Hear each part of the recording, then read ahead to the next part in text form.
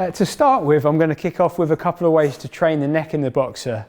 Now, if you're in a periodized camp, it's probably worth thinking about getting this in initially in the camp 2 times a week, and then as the fighter gets close towards peaking 3 times, and then tapering off with no hits in the last 10 days. Okay, initially in the camp, if they've had a period off boxing, give at least a good 2 to 3 days of recovery, because there will be some expected DOMs around the neck musculature. I try to train the neck in different manners throughout the week. Okay, so if I've got 2 training days, I'll use the harness and do some isometric work on one of the days, and on the second day I'll probably do coupled isometric and concentric work with a plate. So much like we saw earlier, getting the boxer to do some holds with the plate, but also working through range. Okay, with the isometrics, we're going to get the boxer set up in sitting and try and cross that plane of strength to strength endurance. Okay, to start with, I'm going to work on a longer hold with an RPE of about 65%, Tommy. Okay, so I need to meet him with that amount of effort, and we're going to do a 10-second hold. Typically, I try and get a minute of time under tension, so we're going to hit 6 reps. In this case, we're just going to demonstrate 1 or 2 reps. Okay. With my right hand, I'm going to brace the shoulder. Then my left hand can act as the pulley. We're ready, Tommy? 65%, on we go. So nice and easy. Just slightly more than half force, 10 seconds, maintaining good head alignment for 10 seconds, and then easing off. And you're going to tell them when you're easing off, and you're going to tell them when you're on. And we're on again. So again, generating moderate force for 10 seconds to hit that nice strength endurance continuum, and easing off. Okay. Give a couple of seconds rest in between the reps, and then I'd give a good minute or 2's rest in between sets. Now we're then going to start hitting a higher amount of RPE for 5 seconds. Okay, so now I want you to generate 75 to 80% RPE. I'm going to meet that. I'm going to go 5 seconds on. Ready? On.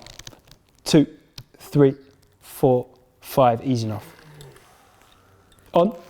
2, 3, 4, 5, easing on. Okay, easing off. So there, 5 seconds on that higher strength, and we're going to aim for 6 reps.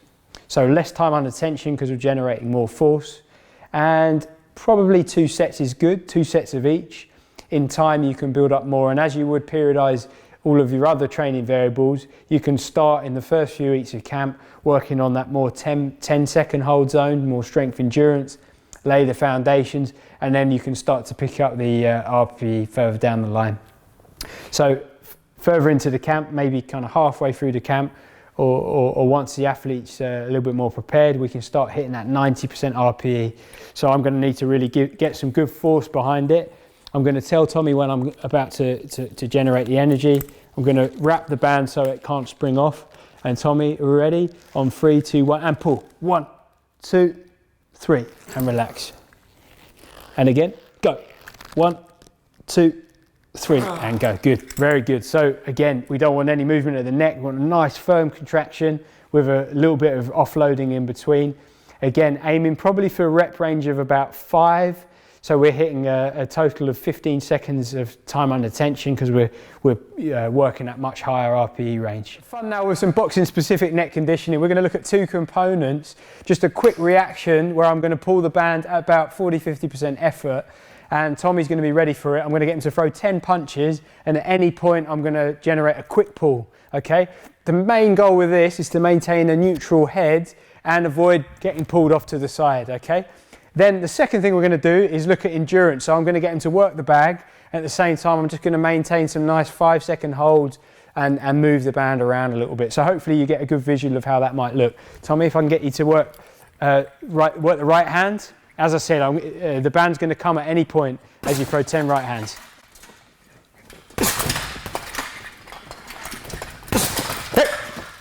Good. Reset.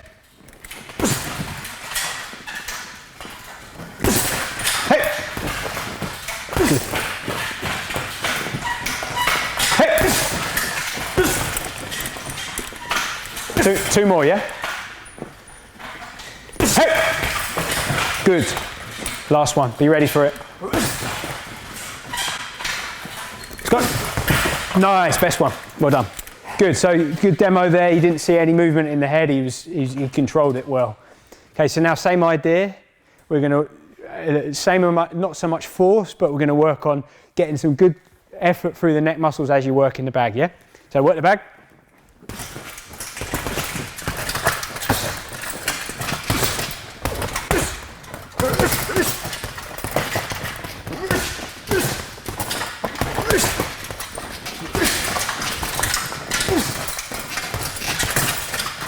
And time. Okay, so probably for that one, aiming for about 30 seconds as your fighter gets more familiar, working up towards 60 seconds on the bag. Keep it timed, keep the intervals probably 1 to 1, and both sides. So as you go, I'd switch side on the harness so you're getting good benefit. Adds a little bit of a new dimension to the bag work. So they're still getting their boxing stimulus. The coach can be there and calling the punches, and you can just add a little bit of neck training at the same time. It's time efficient and it's a bit of fun. Good work.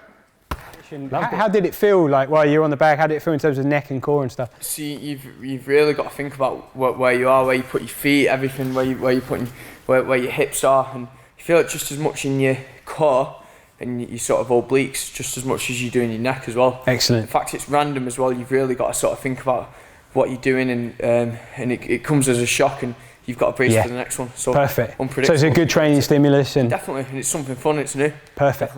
Definitely.